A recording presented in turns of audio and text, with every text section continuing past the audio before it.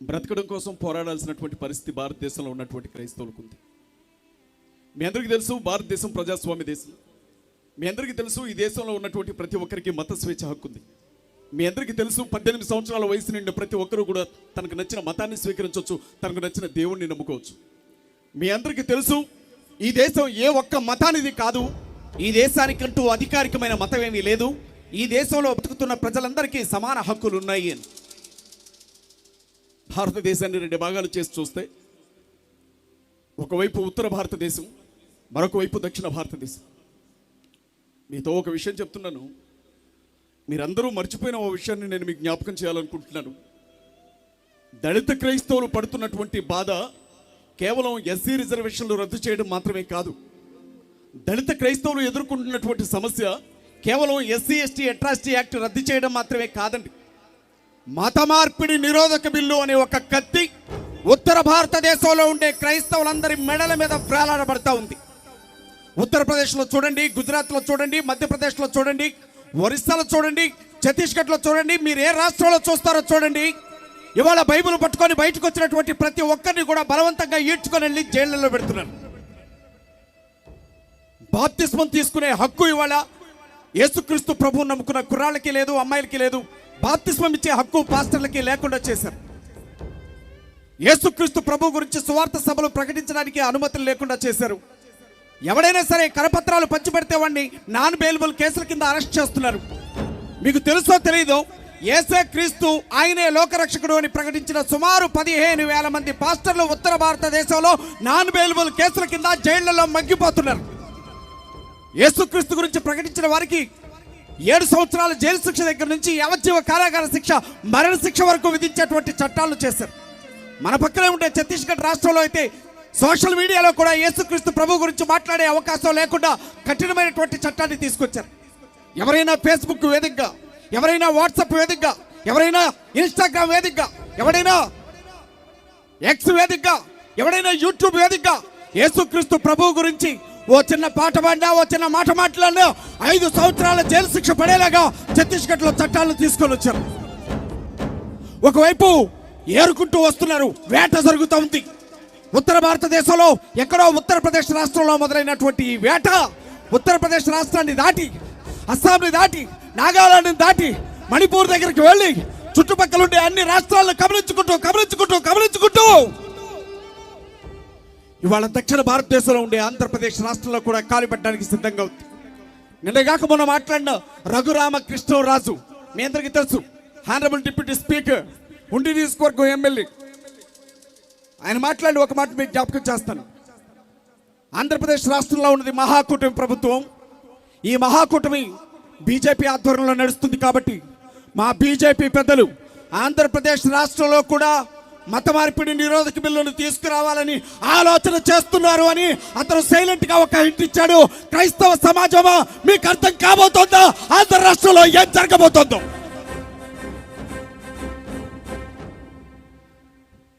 చర్చిలు తగలబెడుతున్నారు, చూసాం. చర్చి లోపల ఉండే పాస్టర్లను బలవంతంగా బయటికి ఈడ్చుకొచ్చి కొడుతున్నారు, చూసాం. నాకు 41 సంవత్సరాల వయసు అండి. ఈ 41 సంవత్సరాల వయసులో, ఈ 41 సంవత్సరాల కాలంలో చర్చికి తాళాలు వేసి 144 సెక్షన్ పెట్టిన దౌర్భాగ్య పరిస్థితి నేను ఉత్తర భారతదేశంలో కూడా చూడలే. ఆ దరిద్రం ఈ ఆంధ్రప్రదేశ్ రాష్ట్రంలో చూశాను నేను. మన గొల్లప్రోల్లో 2 ప్రార్థనా మందిరాలకు తాళాలు వేసి 144 సెక్షన్ పెట్టారు. మీకు తెలియదు ఆ విషయం? అన్నమయ్య జిల్లాలో ఏం జరిగింది? లోపల ఉండే పాస్టర్ గారిని బలవంతంగా బయటికి ఇడ్చుకొని కొన్ని 100 మంది ఆయన్ను కొట్టి ఆయన మీద కేసు పెట్టి ఆ చర్చను మూపించిన సంఘటన మీరు ఇంకా వినలేదా? అనంతపురం జిల్లాలో ఏం జరిగింది? తాడిపత్రి దగ్గర సువార్త ప్రకటించడానికి వెళ్ళినటువంటి హెబ్రోన్ సంఘస్థులు పట్టుకొని పాస్టర్ గారుల గల్లా బట్టి, బతకడం మీకు చేత కాకపోతే, సంపాదించుకోవడం మీకు చేత కాకపోతే మీ పెళ్ళాలను మా దగ్గరకు పంపండి, మేము డబ్బులు ఇస్తామని చెప్పి వాళ్ళు మాట్లాడితే ఈ రాష్ట్రంలో ఉండే అధికార పక్షం కానీ ప్రతిపక్షం కానీ ఒక్క మాటైనా మాట్లాడిందా?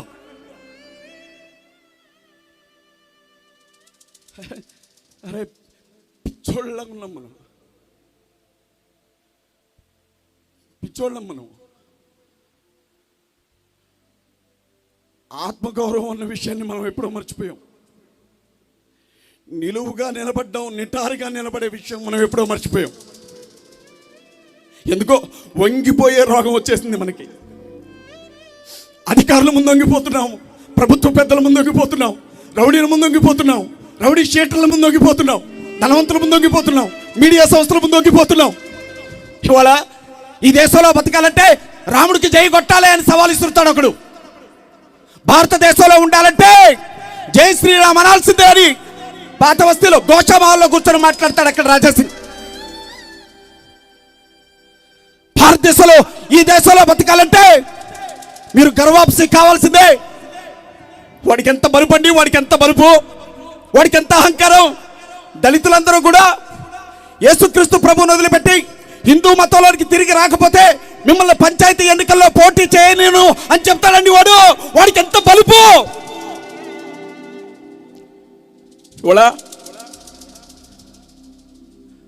మన ఆడబిడ్డలు రోడ్డు మీద నగ్నంగా ఊరేగించిన మాట్లాడే ఒక్క రాజకీయ పార్టీ మన పక్షాలు లేకపోవడం దురదృష్టకరం. అరే రాష్ట్రాన్ని మణిపూర్ రాష్ట్రాన్ని తగలబెట్టిన రోజే నెత్తి నోరు కొట్టుకొని చెప్పాను నేను, అరే బాబు రాబోయే రోజులు భయంకరంగా ఉంటాయి, కొంచెం నోర్లు తెరిచి మాట్లాడండి అని. ఎవడన్నాడండి? అనాథాశ్రమాలు ఎన్ని తగలబెట్టారు, వృద్ధాశ్రమాలు ఎన్ని తగలబెట్టారు, చర్చిలకి మార్కులు చేసి చర్చిలన్నీ తగలబెట్టారు, ఎంతమంది వృద్ధులను నిర్దాక్ష్యంగా నరికి తగలబెట్టారు, నిండు గర్భవతుల్ని కడుపులు చీల్చి బిడ్డల్లో బయటకు తీసి చంపారు. ఇది ఎక్కడ న్యాయమని చెప్పి మాట్లాడిన డేవిడ్ లాంటి క్రైస్తవ నాయకుల తలలను నరికి అదే గుమ్మాలకి ప్రాణాలు తీస్తాయి. ఎవడు మాట్లాడాడు? పచ్చని పంట పొలం లాంటి మణిపూర్ రాష్ట్రాన్ని తగలబెట్టి శ్మశానంలాగా మార్చేశారు మన ముందే. అదే మూక మళ్ళీ ఆంధ్రప్రదేశ్ రాష్ట్రాన్ని, తెలంగాణ రాష్ట్రాన్ని కబలించడానికి ప్రయత్నం చేస్తున్నారు. నేను చెబుతా ఉన్నా, తినడానికి తిండి లేకపోయినా పర్లా, కట్టుకోవడానికి బట్ట లేకపోయినా పర్లా, ఉండడానికి నివాసం లేకపోయినా పర్లా, ఆత్మగౌరవంతో మాత్రం బతుకుదాం. దయచేసి ఆలోచించండి. ఇవాళ మూతికి ముంత కట్టి, మొల చుట్టూ తాటాకులు కట్టి, మన ఆడబిడ్డల్ని ఒంటి మీద జాకెట్లు వేసుకోవద్దని చెప్పి అందరూ నడిచే రోడ్ల మీద మీరు నడవద్దు అంటే, దేవుని కోసం వస్తామంటే గుడిమైలు పడుతుంది, చదువుకుంటామంటే బడిమైలు పడుతుంది, ఊర్లో కాదురా ఊరవతల బతకండి అని వాడు మనల్ని బయటికి గంటేస్తే అంటరాని వారిగా బతుకుతూ మన బతికేదో మనం బతుకుతూ గంజిలో ఒక మెతికేసుకొని తిందామన్నా ఇవాళ వాడి కళ్ళు చల్లారట్లేదే, ఇంకా వాడికి మనశ్శాంతి కలగట్లేదే. దేశంలో సుమారు 140 కోట్ల మంది ప్రజలుంటే ఇందులో 25 కోట్ల నుంచి 30 కోట్ల మంది మాలమాదిగలు, షెడ్యూల్ కాస్ట్కి సంబంధించినటువంటి క్రైస్తవ సహోదరులు ఉన్నారు. వీళ్ళ పరిస్థితి ఏంటి అని అడిగే దిక్కు లేకుండా పోయింది వాళ్ళ భారతదేశంలో. నేను సూటిగా స్పష్టంగా ఒక విషయం మిమ్మల్ని అడుగుతాను, మీరు చెబుతానంటే, ప్రవీణ్ పగడాల గారు చనిపోయిన విషయం మీ అందరికీ తెలుసు. ఎంతమందికి తెలుసు? చాలా మంది అన్నారు ప్రవీణ్ పగడాల గారి మరణం కేసులో ఎందుకని నిజాలు బయటికి రావట్లేదు అని. చాలా మంది అన్నారు ప్రవీణ్ పగడాల గారి ఆకస్మిక మరణానికి సంబంధించిన విషయాలు ఎందుకు బయటికి రావట్లేదని. కొంతమంది అధికారం లేకపోవడం వల్ల అన్నారు, కొంతమంది ఎవరు మాట్లాడకపోవడం వల్ల అన్నారు, కొంతమంది ఏ సపోర్టు లేకపోవడం వల్ల అన్నారు. కానీ వాస్తవం ఏంటో తెలుసా? ప్రవీణ్ పగడాల గారు కమ్మ కాదు, ప్రవీణ్ పగడాల రెడ్డి కాదు, ప్రవీణ్ పగడాల వెలమ కాదు, ప్రవీణ్ పగడాల కాపు కాదు, కనీసం మా బీసీ కూడా కాదు. ఆయన ఒక దళితుడు కాబట్టి ఆయన చావుని ఎవరు పట్టించుకోలేదు ఈ రాష్ట్రంలో. ఎక్కడుంది? సరే, బతకడానికే పోరాటం చేయాల్సినటువంటి ఈ దేశంలో హక్కుల గురించి మాట్లాడే స్థితిలో ఉన్నావా? నేను సూటిగా ఓ మాట అడుగుతా, అడగనా? మేము పూసలోళ్ళం. మా అమ్మ అద్దాలు దువ్యాన్లు అనుకుంటూ ఊరూరు తిరిగి బుట్టంపి తీసుకొచ్చి మాకు అన్నం పెట్టి మమ్మల్ని పెంచి పోషించింది. మేము హిందువులు. యేసుక్రీస్తు ప్రభువుని నమ్ముకున్న తర్వాత మేమందరం కూడా ఆయన గురించి తెలిసాక ఆయనే సృష్టికర్తని, ఆయనే లోకరక్షకుడని, ఆయన తప్ప వేరే దారి లేదని, ఆయనే పరలోకానికి మార్గమని, సత్యం జీవమని తెలిసాక ఆయన నమ్ముకున్నాం. కానీ మమ్మల్ని ఇప్పటికీ బీసీఏ పోసలోళ్ళని అంటున్నారు. మా కులం మారలా. 4 గోళ్ల మధ్య నేను బైబుల్ చదువుతాను అని చెప్పిన జగన్మోహన్ రెడ్డి గారు ఇంకా ఓసీగానే ఉన్నాడు. ఆయన కులం మారలా. నేను యేసుక్రీస్తు ప్రభు కోసమే బతుకుతున్నా, ఆయన కోసమే చచ్చిపోతా అని చెప్పి అనిల్ శాస్త్రి గారి కులం మారలా.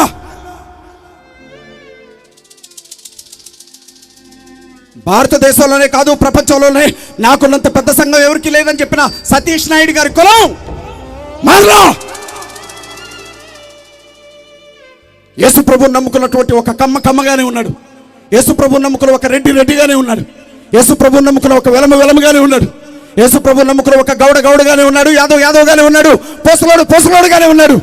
ఒక కోయగా లంబాడిగా నాయకుడుగానే ఉంటే యేసుని నమ్ముకున్న మాదిగలు మాత్రం బీసీసీలోనికి ఎలా వస్తారా నా కొడకల్లరా అని అడుగుతున్నాను నేను. ఇవాళ మా నాన్న అనేవాడు ఎప్పుడండి, అరే నాన్న ఒక్కసారే చచ్చిపోతాం రా, చచ్చిపోయేది ఒక్కసారే, రోజు చస్తూ మాత్రం బతుకుతురా నువ్వు అని చెప్పాడు మా నాన్న. ఎవడికి భయపడాలా? కడుపు మండితే బూతులు రాక చోరపాట్లు వస్తాయా, లాలిమాటలు వస్తాయా? నేను వాళ్ళు అడుగుతా ఉన్నా, నాకు సమాధానం కావాలా, సమాధానం చెప్పాలా? చెప్పకపోతే ఏం చేస్తామంటారా? ఈ పరిస్థితికి కారణమైన ప్రతి రాజకీయ పార్టీని గొయ్యి తవ్వి 7 అడుగుల లోతుల్లో వాళ్ళ రాజ్యాధికారాన్ని పాతి పెడతాం. శవాలను పాతి పెట్టడం మా వాళ్ళ కొత్తేమి కాదు. సమాధానం చెప్పకపోతే ఏం చేస్తారంటారా? కొండ భుజం మీద పెట్టుకొని కత్తితో నరికి సమాధి చుట్టూ తిరిగి కొండ బద్దలు కొడతాం. కొండ బాలు కొట్టడం మా కొత్తవి కాదు. భారతదేశాన్ని పరిపాలించిన మొదటి రాజులు మాదిగలు. ఈ దేశాన్ని పరిపాలించిన మొదటి చక్రవర్తులు మాదిగలైతే ఆ రాజులను కంటికి రెప్పలా కాపాడుకొని శత్రు దేశాల నుంచి భారతదేశాన్ని కాపాడిన మల్ల యోధులు మాలలు. ఈ దేశానికి మూల నివాసుల్ని అంటరాని వాళ్ళుగా చేశారు కదా దౌర్భాగ్యులారా. ఎవడి దేశం, ఎవడి భూమి, ఎవడి వనరులు, ఎవడి అధికారం, ఎవడు అనుభవిస్తున్నాడు ఇక్కడ?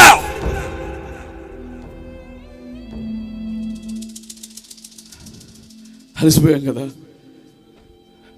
అడిగి అలసిపోయాం, మాట్లాడి అలసిపోయాం, పోరాడి అలసిపోయాం.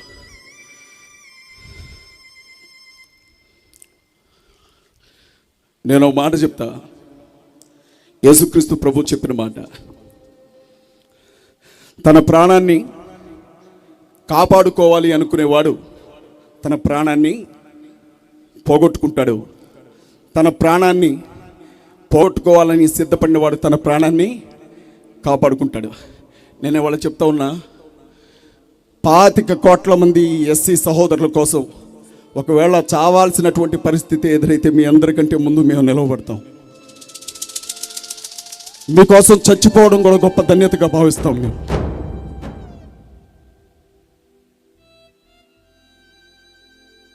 తేలిగ్గా చంపరు మనల్ని. నేను చాలాసార్లు అడిగా, ఈ రిజర్వేషన్లు రద్దు చేసే బదులు, ఈ ఎస్సీ ఎస్టీ అట్రాసిటీ యాక్ట్లు వర్తించమని చెప్పే బదులు, ఈ క్రైస్తవులందరినీ దళిత క్రైస్తవులను బెదిరించే బదులు ఒకేసారి పిట్టలు కాల్చినట్టు కాల్చి చంపేరాదంటారా మా వాళ్ళందరినీ అని నేను చాలాసార్లు అడిగా. కానీ వాళ్ళు ఏమంటారంటే, అమ్మమ్మ ఎట్టట్ట మీరు చస్తే మా పోస్టర్లు అంటించే దేవుడు, మీరు చస్తే మా కరపత్రాలు పంచే దేవుడు,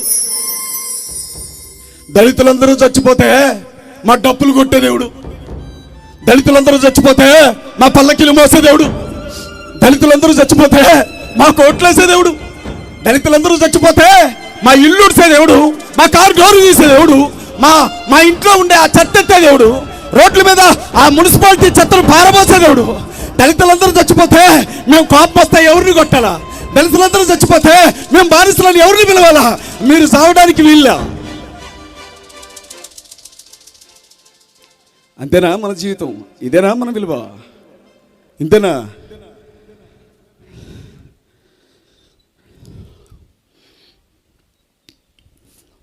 భారతీయ జనతా పార్టీ ఒక విషయం గుర్తుపెట్టుకోవాలా, తెలిసి దళిత క్రైస్తవులను టార్గెట్ చేసి మీరు చాలా పెద్ద తప్పు చేస్తున్నారు. ఎస్సీ క్రైస్తవులు చర్చిలో ఉన్నంత వరకు మీకు ఎలాంటి ఇబ్బంది ఉండదు. ఒక్కసారి చర్చి దాటి బైబిల్ని పక్కన పెట్టి రాజ్యాంగం పట్టుకొని రోడ్ల మీదకి వచ్చారో మీ పునాదులు కూలతాయి, మీ కోసాలు కదులుతాయి. బీజేపీ పార్టీకి చెప్తా ఉన్నా, ఇవాళ మనం చాలా మాట్లాడుకుంటాం. సరే బీజేపీని వదిలేయండి, ఇక అది స్పష్టంగా తెలిసిన విషయమే. మతం పేరుతో చిచ్చు పెట్టకపోతే, మతం పేరుతో శవాల మీద చిల్లరేరుకోకపోతే వాళ్ళ ఓట్లు పడవు. ఏం చేశారు? నోట్లు వేస్తారు బీజేపీ వాళ్ళకి. కొత్త పరిశ్రమ ఏదైనా పెట్టారా? బ్యాంకులు ప్రైవేట్ పరం చేశారు, నోట్లు వేస్తారా? విమానాశ్రయాలను ప్రైవేట్ పరం చేశారు, నోట్లు వేస్తారా? అనిల్ అంబానీని ఆదానీల్ని 100 కోట్లు 1000 కోట్ల రూపాయలు వాళ్ళకి రుణాలు రద్దు చేసి వాళ్ళకి ఆస్తులు పెంచారు, నోట్లు వేస్తారా? ఏం చేశారు? నోట్లు వేస్తాం. వాళ్ళు చర్చిలు పడగొట్టారు, బైబిల్ తగలబెట్టారు, పాస్టర్లను చంపారు, నటువంటి మీద సంఘాలను ఊరేగించారు, బెదిరిస్తున్నారు. ఇది తప్ప ఏం చేయలేదు కదా. ఒక్క నిరుద్యోగైనా ఉద్యోగం ఇచ్చారా? ఒక్క పేదవాడికి ఇల్లు కట్టించారా? ఒక్క రైతులకి నష్టపరిహారం ఏదైనా ఇచ్చారా? ప్రాణాలు పోగొట్టుకున్న ఏ ఒక్కరికైనా, ఏ ఆడబిడ్డకైనా అండగా నిలబెట్టారా?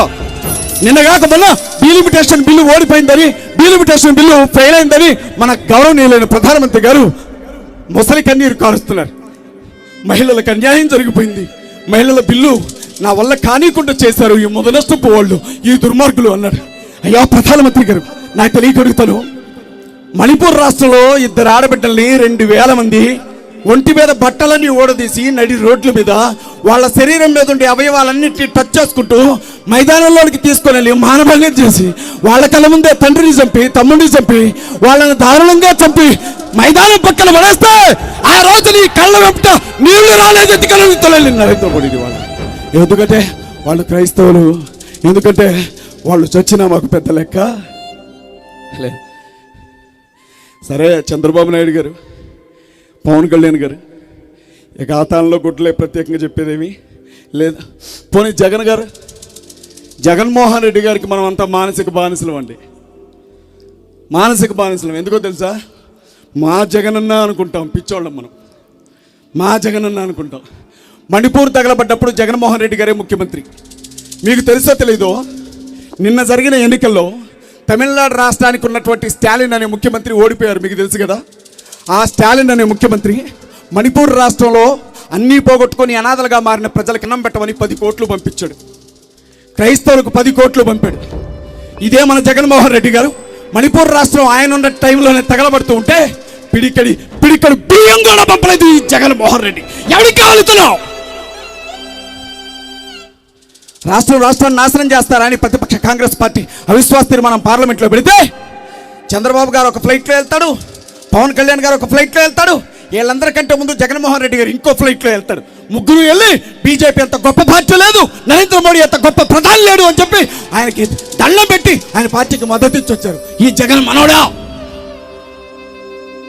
నిన్నగాక మొన్న ఈ రాష్ట్రానికి ఉపరాష్ట్రపతి ఎన్నికలు జరిగితే ఒక జడ్జి గారిని ప్రోగ్రెసివ్ డెమోక్రటిక్ ఫ్రంట్ నిలవబడితే రాధాకృష్ణన్ అనే ఒక ఆర్ఎస్ఎస్ కార్యకర్తని ఉపరాష్ట్రపతి అభ్యర్థిగా బీజేపీ వాళ్ళు నిలవబడితే వెళ్ళి ఆ బీజేపీ పార్టీకి మద్దతు ఇచ్చి ఆయనే రాష్ట్రపతి ఉండాలి, ఇంకెవరు ఉండకూడదు అని చెప్పొచ్చినటువంటి వ్యక్తి జగన్మోహన్ రెడ్డి గారు. మహిళా బిల్లు పేరుతో సౌత్ ఇండియా మొత్తాన్ని నాశనం చేయాలని కుట్రపూరితంగా ఒక బిల్లు తీసుకొచ్చినప్పుడు దక్షిణాదిలో ఉండే రాష్ట్రాలన్నీ ఎదురు తిరిగాయి. కానీ జగన్మోహన్ రెడ్డి గారు అందరికంటే వెళ్ళి బీజేపీకి ముందు ఓటేసి వచ్చాడు. నేను చెప్తా ఉన్నా, జగన్మోహన్ రెడ్డికి మన ఓట్లు కావాలా? జగన్మోహన్ రెడ్డికి మన కష్టం కావాలా? జగన్మోహన్ రెడ్డి గారికి మన సపోర్ట్ కావాలా? జగన్మోహన్ రెడ్డి గారికి మనం అందరం గొంప గుర్తుగా ఓట్లేయడం కావాలా? మనం చచ్చినా జగన్కి సంబంధం ఉండదు, పట్టించుకోలేవు. ఆయన మాట్లాడు, ఆయన పార్టీ కార్యకర్తలు మాట్లాడరు, ఆయన పార్టీ అధికార ప్రతినిధులు మాట్లాడరు, ఆయన పార్టీ ఛానల్ మాట్లాడదు. ఎవరున్నారు మరి అంతర్రాష్ట్రంలో క్రైస్తవులకి?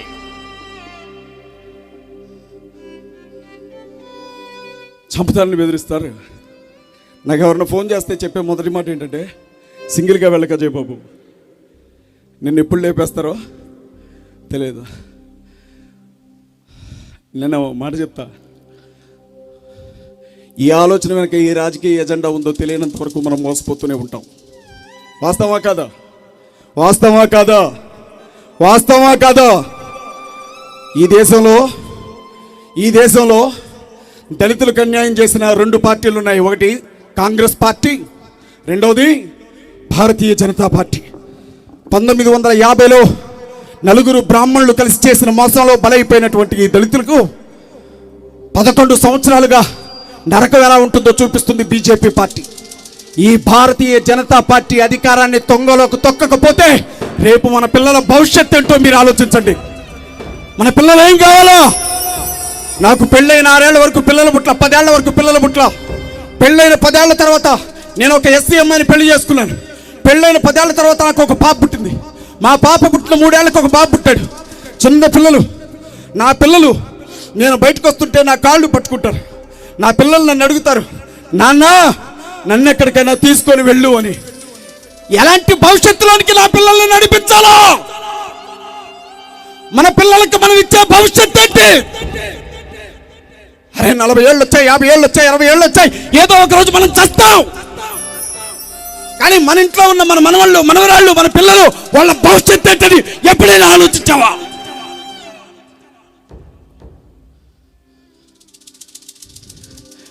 గుడిలో గంట బతుకైపోయింది మనది. కాదా? కాదా? కాదా? నేను నాగుపల్లి అనే ఊర్లో చదువుకున్నా. మా స్కూల్ ముందు ఒక గుడి ఉండేది. మధ్యాహ్నం భోజనం చేయడానికి ఆ గుడి దగ్గర ఉండే 4 స్తంభాల గుడిలోకి వెళ్ళి కూర్చునేవాళ్ళ. ఆ గుడి ముందు ఒక గంట ఉండేది. దేవుణ్ణి దండం పెట్టుకోవడానికి వచ్చిన వాళ్ళు ఆ గంట కొట్టేవాళ్ళు. దేవుని దగ్గర నుంచి దండం పెట్టుకొని వెళ్ళిపోతున్న వాళ్ళు ఆ గంట కొట్టేవాళ్ళు. మన బతుకట్టగాల ఇంట్లో కనీసం వాడిని చూస్తే పెళ్ళం కూడా తడవదు. అలాంటి చేతగా నా కొడుకులు కూడా వాళ్ళ క్రైస్తవులు భయపెడుతున్నారు. ప్రతి ఒక్కరూ భయపెట్టేవాళ్ళు మనల్ని. మనమేనా? ఒకప్పుడు ముస్లిం సోదరుల మీద పడి ఏడ్చారు, ఇవాళ మన మీద పడి ఏడుస్తున్నారు. ఇంకొక వైపు దళితుల మీద పడి ఏడుస్తున్నారు. క్రైస్తవులుగా దళితులు మారినందుకు కాదు ఏడుపు. మీరు ఊరవతల బతకండిరా అని చెప్తే కరపత్రం పట్టుకొని వచ్చి మా చేయి పట్టుకుంటారంటారా మీరు? అది వాళ్ళ బాధ. మీరు కరపత్రాలను పట్టుకొని వచ్చి మాకు దేవుడు గురించి చెప్తారంటారా మీరు? అది వాళ్ళ బాధ. అరే మీరు ఒంటి మీద బట్టలే కట్టుకోకూడదు, మూతికి ముంత ముట్టికి తాటాకని మేమంటే సూటు బూటేసుకొని వచ్చి రాజ్యాంగం రాశారంటారా మీరు? ఐఏఎస్లు, ఐపీఎస్లు, జడ్జిలు, మేధావులు, తెలుగు భాష కంటే స్పష్టంగా ఆంగ్ల భాష మాట్లాడే బిడ్డలు మన యువకుల ఎదుగుదలను చూసి ఏడుపు వాళ్ళకి. వీళ్ళందరికీ ఓ ప్రొటెక్షన్ కావాలి. అది మనమే ఇవ్వాలి. ఎవరు ఇవ్వాలి? అది మనమే ఇవ్వాలి. నేను వచ్చేటప్పుడు చూశాను, మా కృష్ణరేఖ క్రిస్టియన్ ముస్లిం దళిత్ పొలిటికల్ ఫ్రంట్ అనే మా సంస్థకి మహిళా అధ్యక్షురాలుగా ఉన్న తల్లి చెప్తోంది, అంబేద్కర్ గారు ఆయన బ్రతుకున్న సమయంలో ఒక రథాన్ని లాక్కొని వచ్చి ఆ రథాన్ని ప్రజల ముందు నిలిపి, నా కష్టంతో ఈ రథాన్ని ఇంతవరకు లాక్కొచ్చాను, ఇది అధికార రథం, మీకు చేతనైతే దీన్ని మన ప్రజల్లోనికి, వాడల్లోనికి తీసుకెళ్ళండి తప్ప దయచేసి దాన్ని వెనక్కి మాత్రం నెట్టకండి అని అడిగాడట. ఆ రథాన్ని ప్రతి పల్లెకి నడిపించాల్సిన బాధ్యత మనదే. బ్రతుకుట క్రీస్తే చావైతే మేలే, క్రీస్తుకై హత సాక్షిగా మారెదా. యేసుక్రీస్తు ప్రభు కోసం ఏం చేస్తావని నేను అడిగితే ఒకటే చెప్తా, ఆయన కోసం చచ్చిపోవడానికి కూడా నేను సిద్ధంగా ఉన్నా. ఈ రాష్ట్రంలో ఇంకొక సేవకుడు అంటూ వాళ్ళ చేతుల్లో చస్తే అది నా ప్రాణమే కావాలి తప్ప ఇంకొకరి ప్రాణం పోకూడదు. ఎట్టి పరిస్థితుల్లో ముఖ్యమంత్రి పీఠం మీద మనం కూర్చోవాలి. ఎట్టి పరిస్థితుల్లో ప్రధానమంత్రి పీఠం మీద మన వాళ్ళు కూర్చోవాలి. ఎట్టి పరిస్థితుల్లో ఎమ్మెల్యేలుగా, ఎంపీలుగా, మంత్రులుగా, కేంద్ర మంత్రులుగా మన వాళ్ళు రావాలి. ఎట్టి పరిస్థితుల్లో ఎలక్ట్రానిక్ మీడియా, ప్రింట్ మీడియాలో మన వాళ్ళు సంస్థలు స్థాపించాలి. ఎట్టి పరిస్థితుల్లో ఐఏఎస్లుగా, ఐపీఎస్లుగా మన వాళ్ళు ఎదగాలి. ఎట్టి పరిస్థితుల్లో భూమిని మన వాళ్ళు చేతుల్లోనికి తీసుకోవాలి.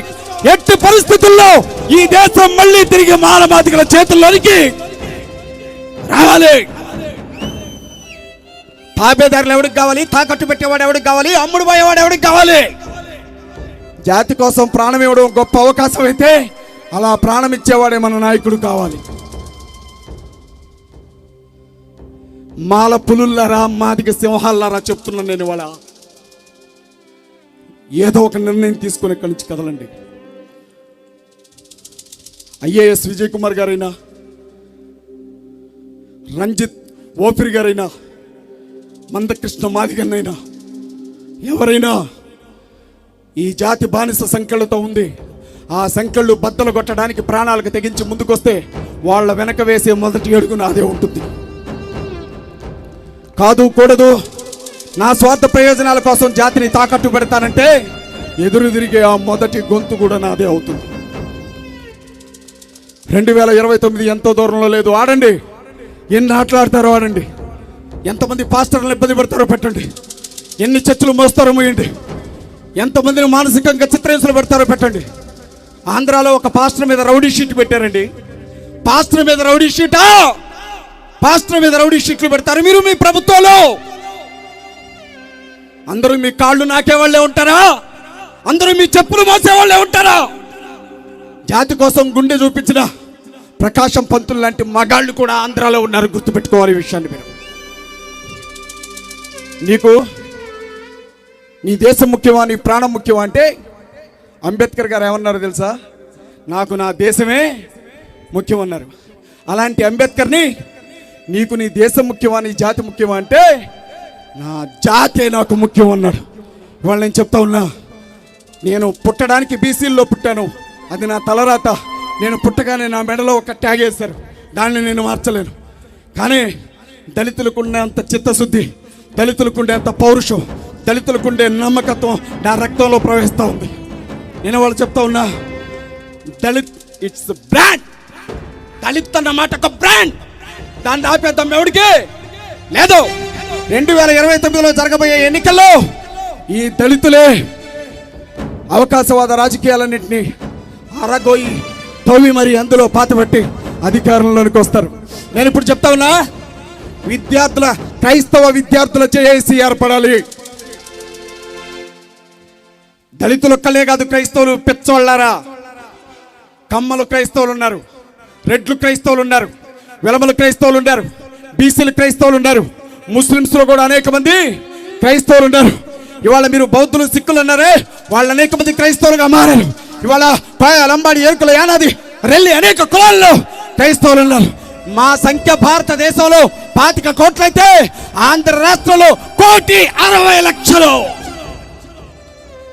హనుమంతుడి బలం హనుమంతుడికి తెలియదట, మా క్రైస్తవ బలం మా వాళ్ళకు కూడా తెలియదు.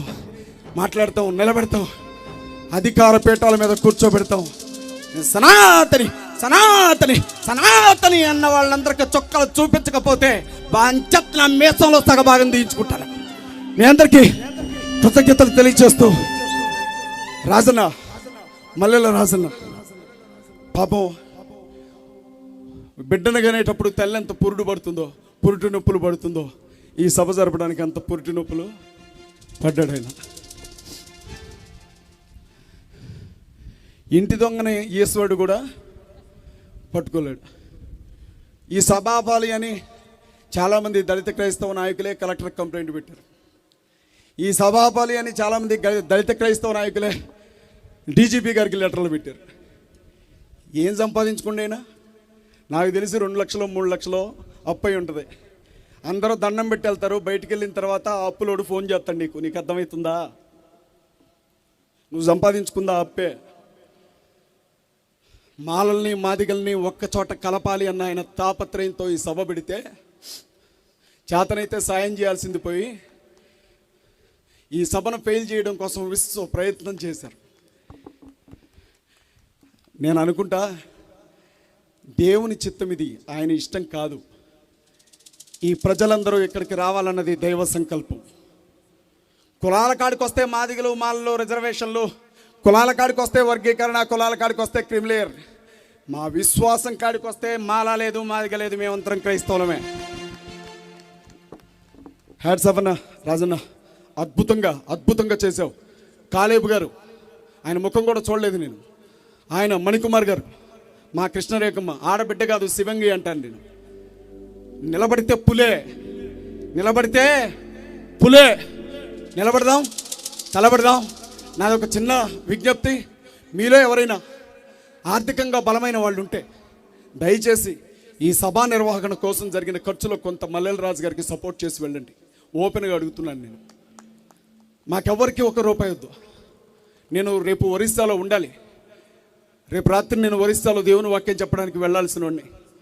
ఆయన బాధ చూస్తే కష్టం అనిపించింది నాకు. ఇక్కడి నుంచి వెళ్ళిపోతా రాజన్న అని ఇక్కడికి వచ్చాను. నేను చెప్తున్నా, ఇప్పటి వరకు ఎస్సీల్లో ఉండి క్రైస్తవులుగా ఉండి ఉద్యోగాలు చేస్తున్న ఎంప్లాయీస్ అందరినీ పీట మీద, బలిపీట మీద పెట్టుంచారు. వాళ్ళు ఎప్పుడు ఎవడి ఉద్యోగాన్ని పీకాలా అని చూస్తున్నారు. నేను చెప్తా ఉన్నా, దళిత క్రైస్తవ ఉద్యోగస్తుల జోలికొస్తే నా కొడకల్లారా అది ఎంత దూరమైనా వెళ్తామని చెప్తున్నాను నేను. ఇవాళ వేదిక మీద నుంచి చెప్తా ఉన్నాను నేను. ఇవాళ ఒక్కడికి కూడా అన్యాయం జరగడానికి వీల్లేదు. తినక కష్టపడి నానా ఇబ్బందులు పడి ఆ ఉద్యోగాలను సంపాదించుకున్నారు. ఇవాళ వాళ్ళ ఉద్యోగాలను ఓడదీస్తాం. ఉద్యోగం వచ్చిన దగ్గర నుంచి ఇచ్చిన శాలరీ అంతా వసూలు చేస్తామనంటే దళిత సమాజం ఏమి అంత గొడ్డుపోలో చూసుకుంటూ ఒక మూలను కూర్చోవడానికి మేము చేతగాని వాళ్ళం కూడా కాదు. ఇవాళ పాస్టర్ల జేఏసీ కావాలా, ఉద్యోగుల జేఏసీ కావాలా, మహిళల జేఏసీ కావాలా. భారతదేశం అంతా దళిత క్రైస్తవులకి, మత మార్పిడి నిరోధక బిల్లులకు వ్యతిరేకంగా ఒక్కటై నిలబడాలా. 2029లో కోడితే ముట్టి కింద ప్రధానమంత్రి పీట ఉండాలి మనకి. మీ అందరికీ హృదయపూర్వకంగా కృతజ్ఞతలు తెలియజేస్తూ ఈ అవకాశం ఇచ్చిన రాజన్నకి, నా కోసం కథలు వచ్చిన ముస్లిం మిత్రులకి, ఇప్పటి వరకు విన్న మీకు కృతజ్ఞతలు తెలియజేస్తూ